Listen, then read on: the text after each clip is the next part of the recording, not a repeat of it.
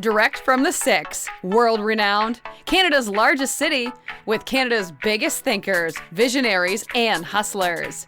This is Startup Talk, featuring the founders, funders, innovators, and community leaders who've led Canada's startup ecosystem right here in Toronto.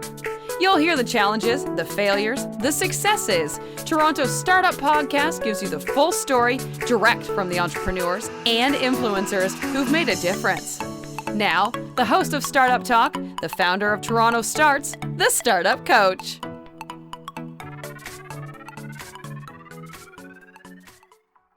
What advice would you give entrepreneurs who are looking to disrupt traditional industries or creative, innovative solutions? That's a good question. Yeah, I mean, always be curious. I think that's always, always be curious and open-minded. I think that is at the heart of recognizing opportunity. And so if you can always stay curious, always ask questions and be open to opportunities. So when opportunities come, really explore them and spend the time on them and be positive and overly optimistic, because you have to be that way and not see all the big things that are in front of you to make things happen, and just break it down, chunk it down, do one step at a time.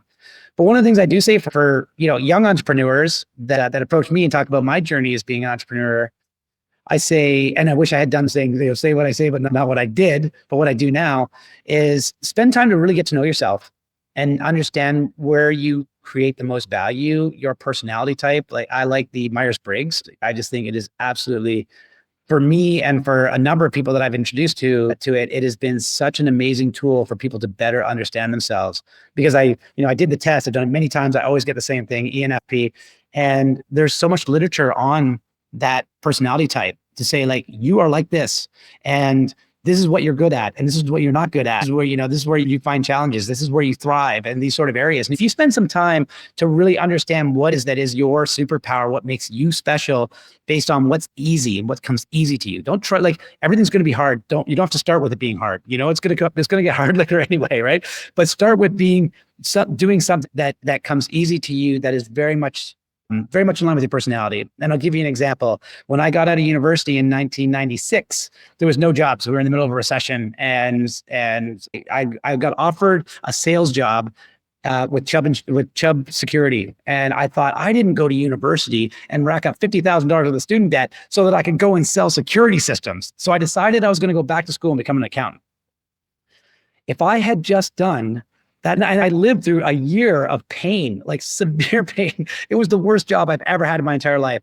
And it's not because it was bad people. It was because I was not suited to that job. I'm good at math, but I am terrible at sitting down and just doing, very detail-oriented work for a very long period of time without social interaction. And if I had understood that about myself, I never would have went down that path. I would have, instead of just seeing the benefits of being a CA and maybe a CFO someday and all those things that I had the sight lines to at that point, or that I was looking for, I would have recognized that that's not what I should have done. And, afterwards, people are telling me, it's I can't believe you even went in that. Why would you have done that?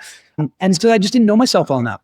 I really just didn't. And I didn't value the uniqueness of my personality and the uniqueness of other people's personality. So usually what you see is that I'm not good at this and I'm not good at that. And you're like, I want to get better at this and I want to get better at that. And if you recognize that this is just not in your DNA, you can do it. You can get away with it for a while, but that's not going to come easy to you.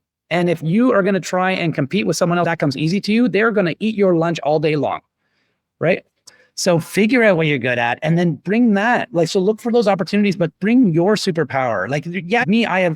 I have shortcomings, as long as my arm, but I can tell you that I understand what they are. I'm always learning. I don't understand everything, but I so much better now understand than I did when I was in my 20s, where I bring value and where I don't. And I try to be very mindful of my communication with other people, because I think differently in a lot of ways. And I know that can be also frustrating for other people. And so that helps me to be a better communicator. It helps me to be a better leader. It helps me to be a better partner.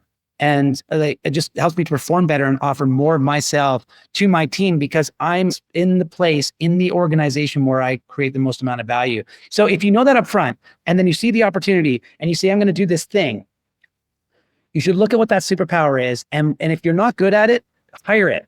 Like figure out a way, give them equity, like if you can't afford it, like figure out a way to bring in someone that complements your personality, that has different skill sets so that you can do what you do really well. And that is very much a recipe for success.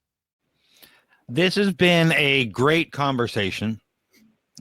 I love talking to you about the origins of IQ offices. Where can our audience go to learn more about you and IQ offices? Yeah, so IQ offices is iqoffices.com. Just go to the website and you can see, all about us and our location and what it is that we do and what it is we offer. I'm on LinkedIn, so just look me up on LinkedIn, Kane_Wilmot after LinkedIn, and that'll get my profile. And we'd love to have any of the listeners reach out and and help in any way we can. I really appreciate you taking the time, Kane, out of your busy day to share your experiences with our listeners. It's my pleasure, Craig. Thanks for having me. Thank you for.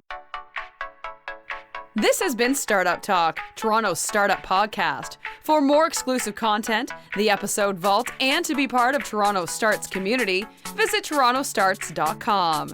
Get your name on the newsletter mailing list and check out our upcoming events. For more episodes, subscribe now. And please recognize the time and work behind the scenes put into connecting you with the biggest visionaries, entrepreneurs, and innovators in Toronto by leaving a 5-star review.